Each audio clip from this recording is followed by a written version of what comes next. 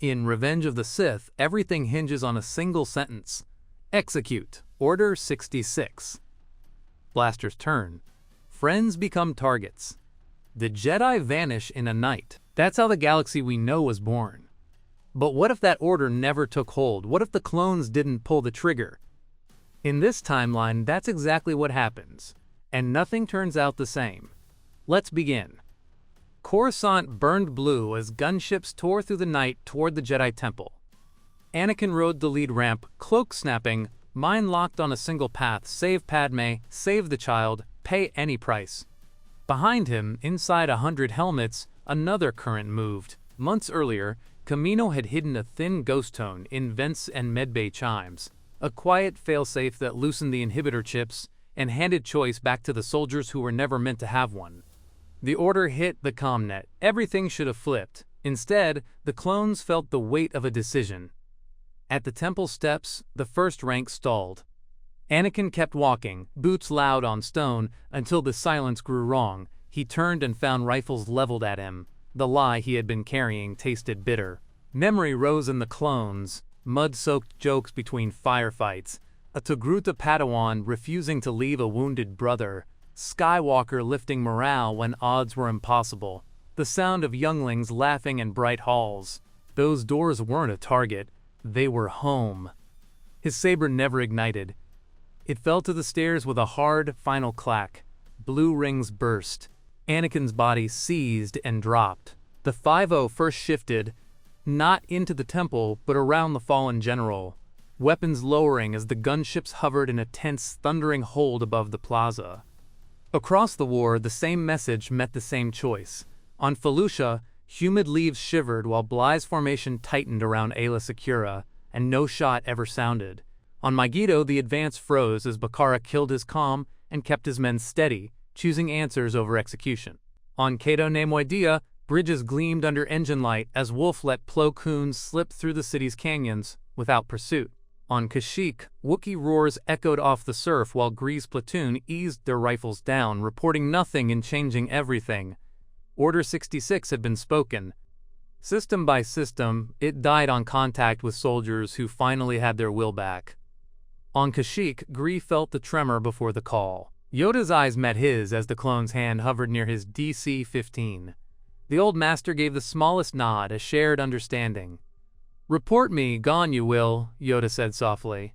Gree swallowed, then signaled his platoon to lower weapons. "Negative movement," he told the net. "Area secure." By dawn over Coruscant, the temple's lockdown protocols were active. Ancient shields humming to life, stories high doors sealed, defense spires charged but silent. Inside, Shakti and Sindralig coordinated survivors, counting heads, securing archives, and waiting for the barrage that never came. Venators ripped from hyperspace and dove for the Senate district. Yoda, Obi-Wan, Plo Koon, and Ki-Adi-Mundi rode shuttles straight into the fire. On the way down, Cody's report hit Kenobi's channel, orders received, troopers collapsing, others fine. Kenobi kept it simple. Hold positions, no one shoots first. Inside the Chancellor's office, Palpatine waited for the tidal wave of death he'd planned. It didn't come, only ripples, resistance. For the first time in years, the current slid out of his grip. He pinged Kamino and got silence. He summoned his apprentice and felt only distance. So he stopped pretending. The Senate sky turned into a war painting. Gunships screamed in. Civilian lanes blew clear. The private hangar below glowed like an eye. Lightning answered first. Bolts scythed a LAAT from the air, sent another spinning into a tower in a flower of flame. More fire lanced from the shattered office window. The Chancellor stood there, small and terrible, hands raised, laughing. Yoda caught the next bolt on green light and rode the concussion up, wing, frame, window, blurring into the office in 3 bounds. Plo vaulted through smoke on his heels. Obi-Wan sprinted up a tilting hull, launched off the nose, and crashed through the gap. They hit in a triangle, Yoda low, Obi-Wan center, Plo high, and Palpatine met them with crimson fury, no flourishes, just speed and intent. Statues blew apart, marble hissed under plasma. Plo pressed with feints inside feints. Obi-Wan absorbed and returned exactly enough. Yoda spun through impossible angles. Palpatine wouldn't be pinned. An elbow cracked Kenobi's jaw. A force pulse hurled Plo across broken stone. Red slammed into green and the office shook. Yoda dropped at the last instant and a desk split instead of a skull. The Sith flipped through the window into his hangar. Yoda landed after him in one clean arc. Plo hit the sill. Obi-Wan arrived wincing, hand to his jaw, still in time to intercept a killing cut. Transport settled onto terraces above as Coruscant Guard troopers on the plaza faced Temple blue stripes and lowered their carbines. Everyone could feel which way history was moving. Palpatine drove them back with brutal vertical chops, eyes bright with certainty. The hangar doors boomed. His shuttle rose, cannons yawning toward the fight. He looked, just for a heartbeat, and that was enough. Plo speared forward. The Sith twisted to counter, already smiling, and screamed as Kenobi's blue blade sheared his wrist. The red hilt clattered. Yoda was airborne again. A flick and the second saber tore free. Palpatine staggered, clutching cauterized stumps, triumph draining into cold shock. Through the Force he reached for his apprentice, and found only pain, confusion, love. No dark answer, no rescue. Gold-helmed Temple guards poured in, pikes leveled, holocams behind them. Shaak Ti and Sindralig fanned wide.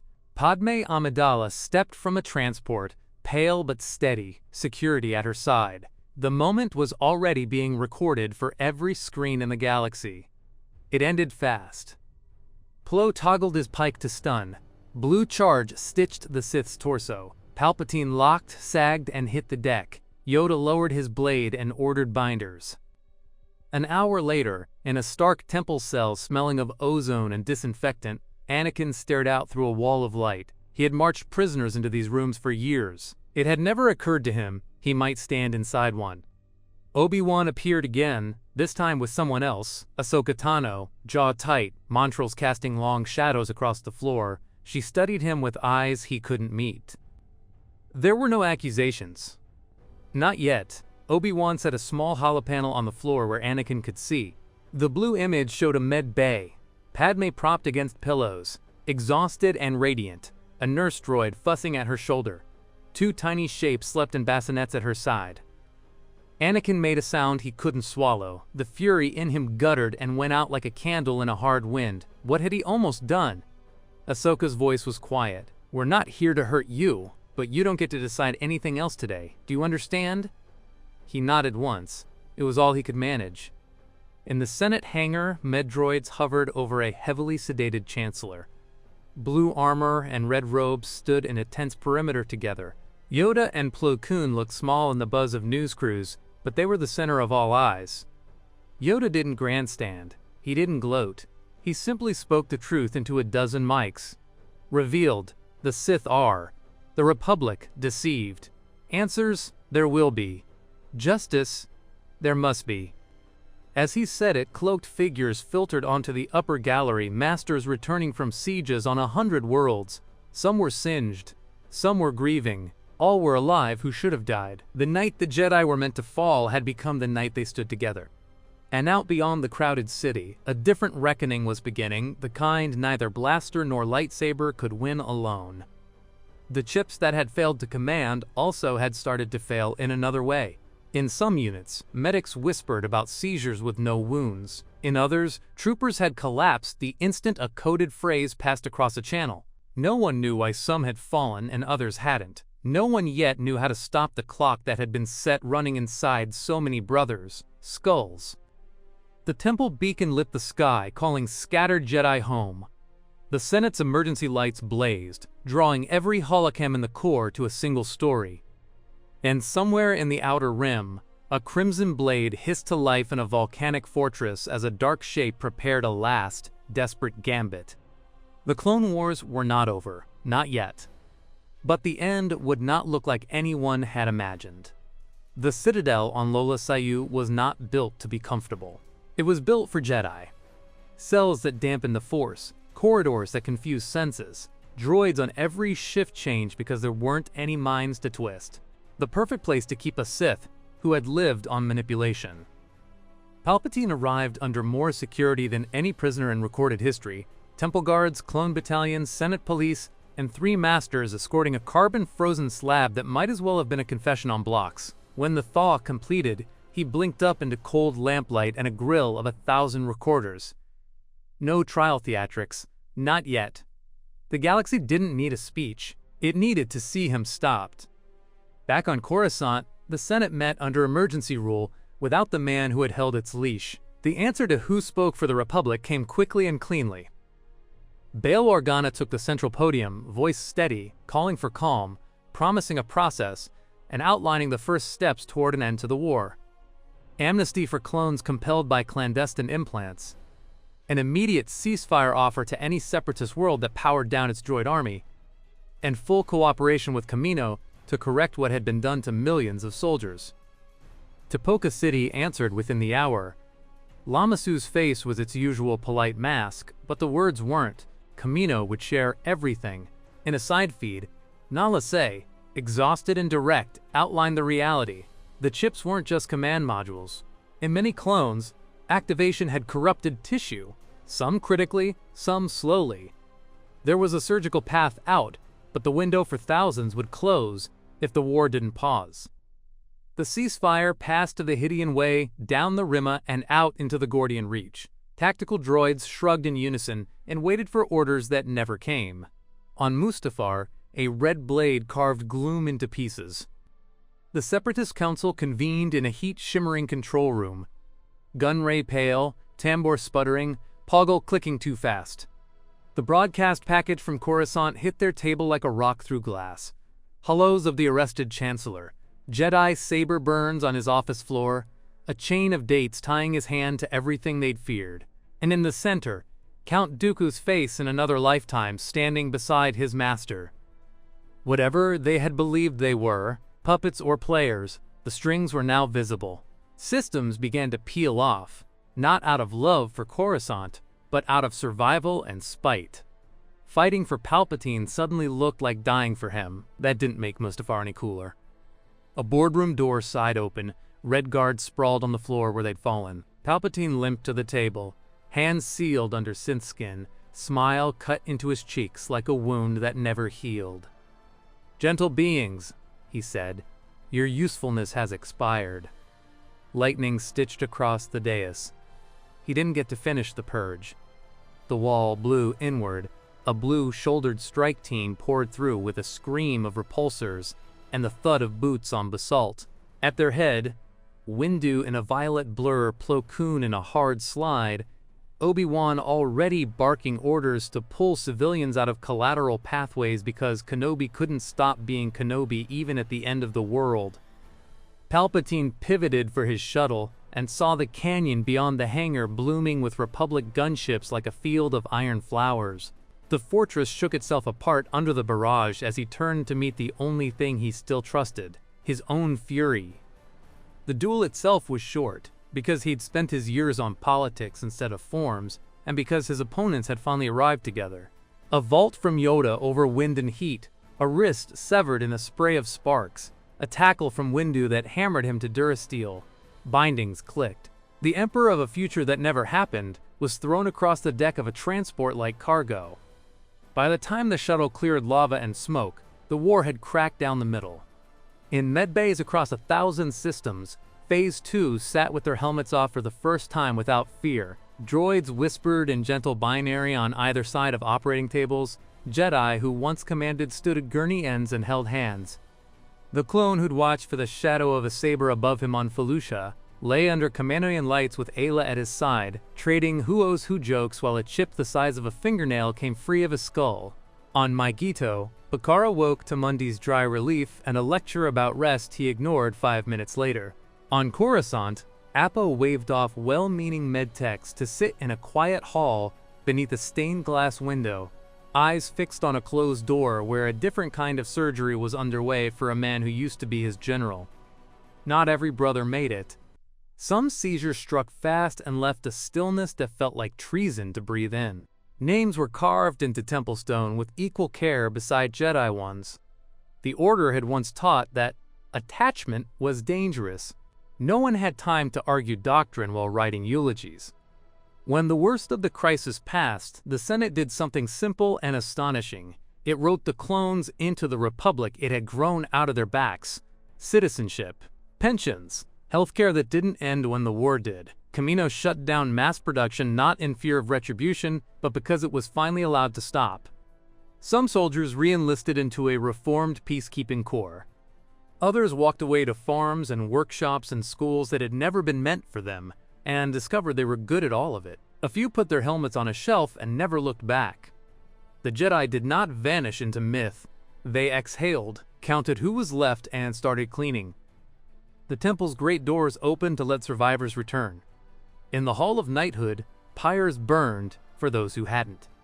Luminara's friends braided green into the weaves of her shroud. The clan of a fallen knight set his hilt in the quiet place behind the archives where children used to play hide-and-seek.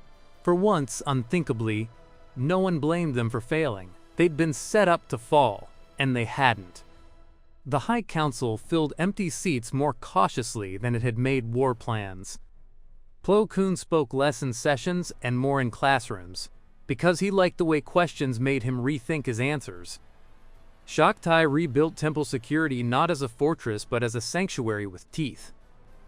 Sindralik rewrote training to include first aid and de-escalation alongside saber sequences, because the next generation would be peacekeepers first. One chair stayed empty. Obi-Wan stood in the doorway of a holding cell, staring at the man inside who was not boy or monster exactly, but both in different lights. The wall of energy hummed between them. "They're safe," he said softly. "Padmé, too." Anakin's breath hitched. The fight had gone out of him when the holofeed showed two bassinets and a woman smiling through exhaustion. There had been no catharsis, just a collapse into a truth he'd sprinted past for years.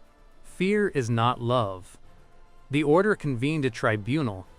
It was gentle in tone and not lenient in outcome. Mace Windu's voice didn't rise once as he detailed a tally of harms. Yoda never said, "I told you so." They stripped Anakin of rank and saber and gave him something harsher than a duel: time. A decade in a Republic facility, not as punishment alone, but as a wall against the worst in him. He listened. He didn't argue. He asked for access to a med feed from a particular ward on the temple's 4th level.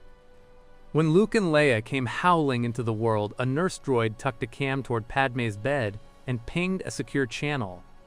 A former Jedi on the other end wept and had to be led back to his cell. Padmé didn't move back into politics the next day. She went home. Naboo swallowed the family in green, letting them grieve the future they'd lost and build a different one. Years later, a pair of children would run through Theed's gardens, while a man in simple clothes carried tools for fixing irrigation pumps instead of carrying a blade. He'd visit Coruscant on supervised passes. He'd sit on a bench in a sunlit hall with his old teacher and talk about not letting fear drive the next decision. Then he'd go home again. The Order didn't hover over the twins, but it didn't forget them either. The Force sometimes hummed in corridors when they arrived to visit, and senior masters found excuses to be in the vicinity of the creche when tiny hands pressed against transparisteel to watch training sabers flash below. Ahsoka Tano did not slide neatly back under the Council's wing. She'd left because she had to, and that hadn't changed. What had changed was the way people looked at her when she walked into a strategy room. She arrived on Coruscant with Maul in binders and left without asking anyone's permission. When the Order organized chip removal missions, she volunteered for the worst runs and took them without fanfare. She never put a braid back on. She didn't need the title to be what the title had asked of her. The droid foundries on Geonosis went dark. The Commerce Guild signed the armistice with a grim set to its jaw. Shipyards that had hummed for 3 years idled in a lull that sounded like relief in some sectors and ruin in others. The galactic map blurred and then settled again with fewer lines across it. With the war officially ended, the Senate turned to something it hadn't done in a generation: governing. Emergency powers expired, sleek new bills became boring old laws. Aid flowed to planets baseline logistics models had written off as, quote, acceptable losses. In subcommittees where lightsabers were rare, Jedi sat anyway, listening, translating Force talk into policy talk without condescension. The Republic began, haltingly, to look like something worth saving again. That didn't mean quiet. Quiet isn't Star Wars. Not for long. Reports trickled in from the mid-rim, piracy along dusty hyperlanes coalescing into a pattern. Grain convoys vanished. A medical frigate never arrived. A scout returned with a drift-locked message. Death Watch in the guttural syllables of Mandoa, a sigil scorched into hull plating for the authorities to find. A small task force went to look and didn't return. One scrambled transmission made it to Coruscant. Static hacked it to ribbons, but one name survived. Maul. Of course he hadn't gone away. Of course he'd sniff at a power vacuum and move toward it with knives. Of course his eyes were already on one piece of the board the Jedi had left purposefully out of reach. A prison in the middle of nowhere with a single occupant who could still set the galaxy on fire if anyone was foolish enough to let him out. Yoda stood at a viewport, watching launch lanes sparkle into the afternoon. Endings, this is not, he murmured to no one. No, Plo agreed, stepping up beside him. It's a beginning. Those are messier. And better, Obi-Wan said, joining them with a soft smile that didn't quite hide the weight in his shoulders. The three of them looked out rather than down. It felt right. Years later, a comm unit chirped in a Naboo farmhouse. An older man with kind eyes and scars he no longer hid wiped his hands on a rag and answered. A familiar astromech whistled cheerfully from the screen.